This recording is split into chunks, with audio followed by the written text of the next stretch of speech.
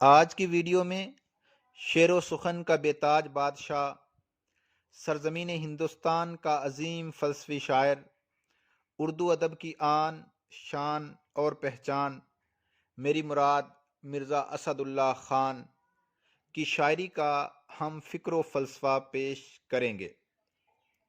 اس سوال کو حل کرنے کے لیے اس کی آؤٹ لائن سب سے پہلے آپ ذہن نشین کریں اور ہر پیراگراف میں ایک کوٹیشن مارکر کے ساتھ لکھیں۔ اس سے آپ کو میکسیمم نمبر مل جائیں گے۔ سب سے پہلے میں ہیڈنگ بولوں گا اور پھر ہر پیراگراف کی ایک ایک کوٹیشن بولوں گا اور اس کے بعد ہم اس سوال کو وضاحت کے ساتھ پڑھیں گے۔ پہلی ہیڈنگ ہے خیال انگیز اور فکر انگیز شاعری۔ اس میں آپ کوٹیشن لکھیں گے، مرزا غالب وہ واحد شاعر ہیں جن کی شاعری دل نشیں اور دل آویز ہونے کے ساتھ ساتھ خیال انگیز اور فکر انگیز بھی ہے۔ اس کے بعد جو پیراگراف ہوگا اس کی ہیڈنگ ہے فلسفی شاعر۔ اس میں آپ کوٹیشن لکھیں گے، غالب کے ہاں زندگی اور اس کے حقائق کے بارے میں گہری نظر اور فلسفیانہ انداز فکر نظر آتا ہے۔ اس کے بعد جو پیراگراف لکھیں گے اس کی ہیڈنگ ہے نظریہ وحدت الوجود۔ اس میں آپ ایک شعر لکھیں گے بقول شاعر، قطرہ دریا میں جو مل جائے تو دریا ہو جائے، کام اچھا ہے وہ جس کا کہ معال اچھا ہے۔ اس کے بعد آپ نیکسٹ پیراگراف کی ہیڈنگ ہوگی عشقیہ تصورات۔ اس میں آپ کوٹیشن لکھیں گے، دو کوٹیشن لکھیں گے۔ پہلی، غالب نے عشق کے روایتی انداز کی بجائے جو تصور پیش کیا وہ آفاقی ہے۔ اور اس کے بعد کچھ لائنیں لکھنے کے بعد آپ ایک کوٹیشن دیں گے، غالب افلاطونی عشق کا قائل نہیں بلکہ غالب کا عشق کائنات پہ چلتا پھرتا اور سانس لیتا دکھائی دیتا ہے۔ اس کے بعد جو پیراگراف ہوگا اس کی ہیڈنگ بنے گی مضامین شعر کا نیا پن۔ اس میں آپ کوٹیشن لکھیں گے، غالب کے ہاں ہمیں جدت و ندرت کا احساس ہوتا ہے، وہ روایت پسند نہیں بلکہ روایت شکن تھے۔ اس کے بعد جو پیراگراف لکھیں گے اس کی ہیڈنگ ہوگی انسانی فطرت کا گہرا مطالعہ۔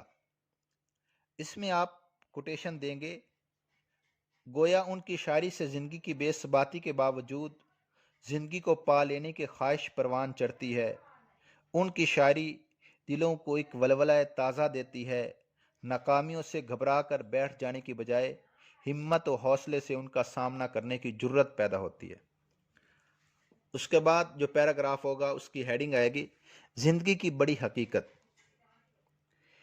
اس میں آپ کوٹیشن دیں گے، اگرچہ غالب کی زندگی پریشانیوں اور مصیبتوں کے انبار کے بوجھ تلے دبی رہی، مگر وہ کہیں بھی زندگی سے گھبرا کر موت میں پناہ لینے کی خواہش کرتے دکھائی نہیں دیتے، بلکہ ان کی شاعری اداس دلوں کو ایک ولولہ تازہ دیتی ہے۔ اس کے بعد جو پیراگراف لکھیں گے اس کی ہیڈنگ ہوگی زندگی کے بارے میں غالب کا نقطہ نظر۔ اس میں آپ کوٹیشن دیں گے، غالب مایوسیوں اور محرومیوں کی بجائے، بلکہ اس طرح ہوگی، غالب مایوسیوں اور محرومیوں کے باوجود زندگی کو خیر آباد نہیں کہتے بلکہ اپنے غم بے حاصل کو نشاط حاصل میں تبدیل کر لیتے ہیں۔ اور اس کے بعد آخر میں ایک پیراگراف لکھیں گے جس کی ہیڈنگ حاصل کلام کے عنوان سے بنے گی۔ اس میں آپ کوٹیشن لکھیں گے، غالب کی شاعری لامحدود ہے اور ہر دور کا انسان ان کی شاعری میں ذہنی آسودگی کا وافر سامان پاتا ہے، ان کی شاعری ایسا مینارہ نور ہے جس کی کرنیں چہار سو پھوٹتی ہیں اور راہ ادب کے مسافروں کی رہنمائی کرتی ہیں۔ یہ آپ کو تمام میں نے آؤٹ لائن بتا دی ہیں اور ہر پیراگراف میں جو جو کوٹیشن آپ نے لکھنی ہے اس کو اچھی طرح سے یاد کرنا ہے اور یہ مارکر کے ساتھ لکھنی ہے۔ اب ہم غالب کا فکر و فلسفے کو تفصیل کے ساتھ پڑھتے ہیں۔ غالب ایک عظیم شاعر ہیں جن کی عظمت کو ہر دور کے شعراء نے تسلیم کیا ہے۔ بلا شبہ وہ ایک نابغہ روزگار تھے جنہوں نے اپنی جدت طبع، فلسفیانہ فکر اور ندرت خیال کی بنا پر اردو شاعری کو ایک بلند مرتبہ عطا کیا۔ نہ صرف اسلوب بیان بلکہ مضامین شعر کے لحاظ سے بھی غالب کی شاعری نو بنو اور رنگا رنگ ہے۔ مرزا غالب وہ واحد شاعر ہیں جن کی شاعری دل نشیں اور دل آویز ہونے کے ساتھ ساتھ خیال انگیز اور فکر انگیز بھی ہے۔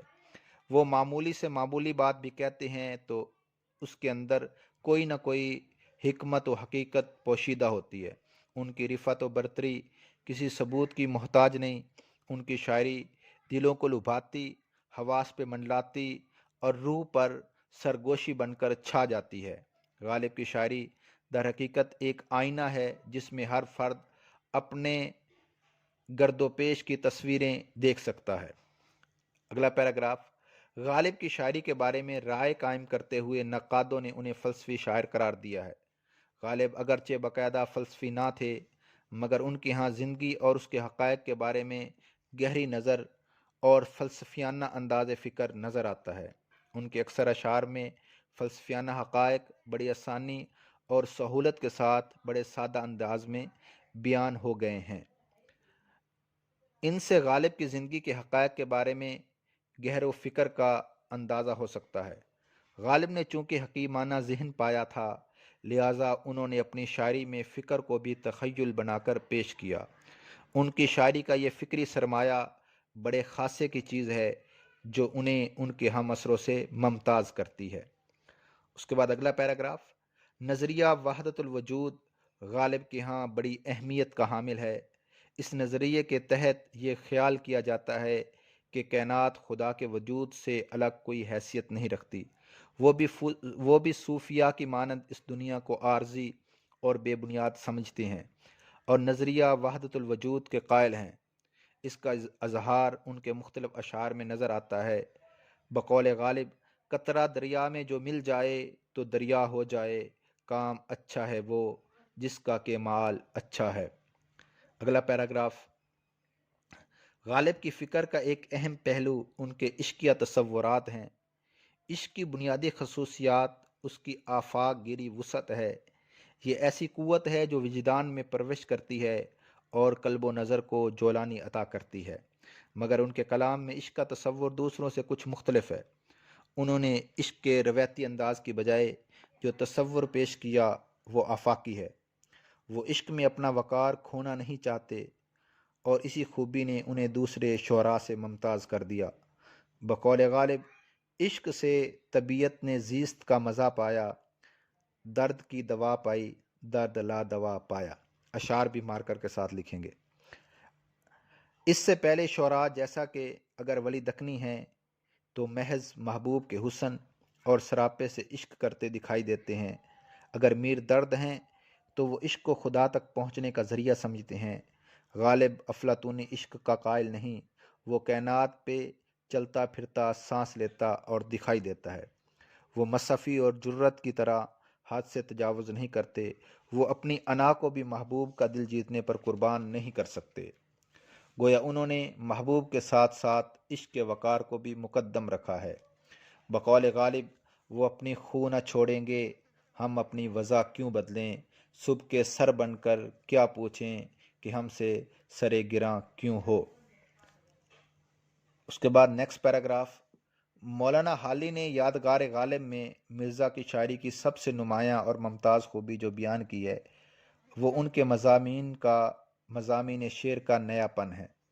مرزا ذاتی طور پر کسی کی تقلید کرنا یا کسی بنے ہوئے راستے پہ چلنے کے روادار نہ تھے۔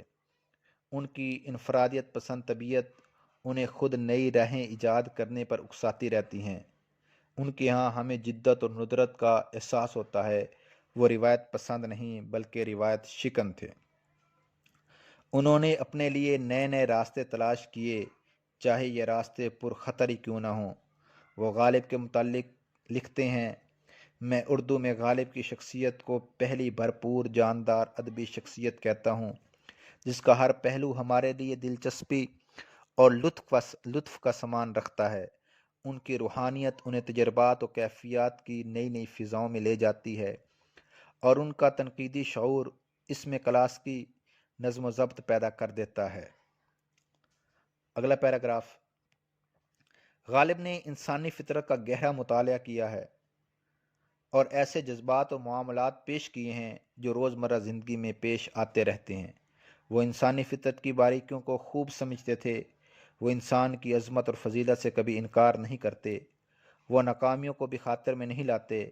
گویا ان کی شاعری سے زندگی کی بے ثباتی کے باوجود زندگی کو پا لینے کی خواہش پروان چڑھتی ہے۔ ان کی شاعری دلوں کو ایک ولولہ تازہ دیتی ہے۔ ناکامیوں سے گھبرا کر بیٹھ جانے کی بجائے ہمت و حوصلے سے ان کا سامنا کرنے کی جرت پیدا کرتی ہے۔ بقول غالب، کیا فرض ہے کہ سب کو ملے ایک سا جواب، آؤ نہ ہم بھی سیر کریں کوہ طور کی۔ اگلا پیراگراف۔ غالب کے نزدیک زندگی کی بڑی حقیقت اس کی ارتقاء پذیری ہے۔ زندگی میں اتار چڑھاؤ کا عمل مسلسل جاری رہتا ہے۔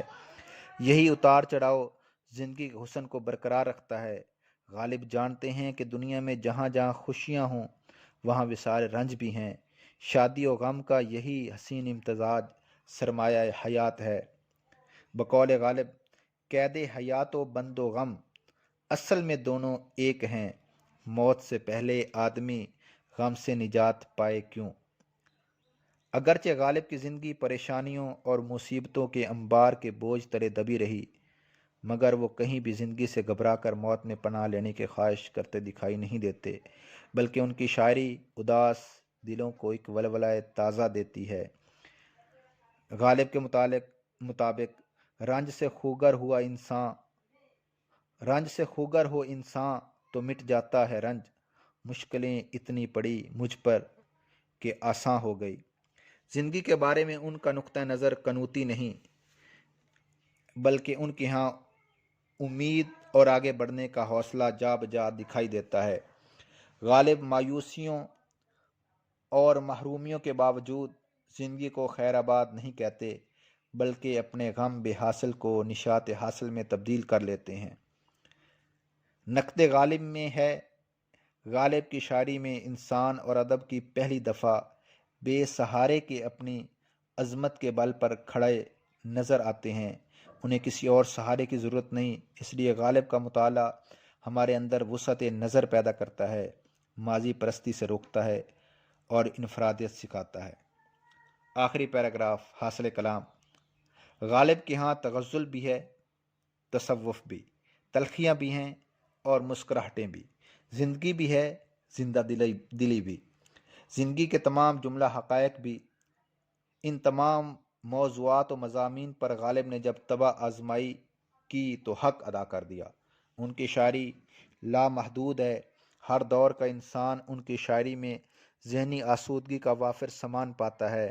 ان کی شاعری ایسا مینارہ نور ہے جس کی کرنیں چہار سو پھوٹتی ہیں اور راہ ادب کے مسافروں کی رہنمائی کرتی ہیں۔ بقول پروفیسر رشید احمد صدیقی، اگر مجھ سے پوچھا جائے کہ ہندوستان نے مغلیہ سلطنت کو کیا دیا تو میں بے تکلف 3 نام لوں گا: تاج محل، اردو زبان اور مرزا غالب۔ امید ہے ہماری یہ ویڈیو آپ کو پسند آئی ہوگی۔ لائک کریں، شیئر بھی کریں۔ اگر سبسکرائب نہیں کیا تو ضرور کریں۔ اپنا خیال رکھیے گا۔ اللہ حافظ۔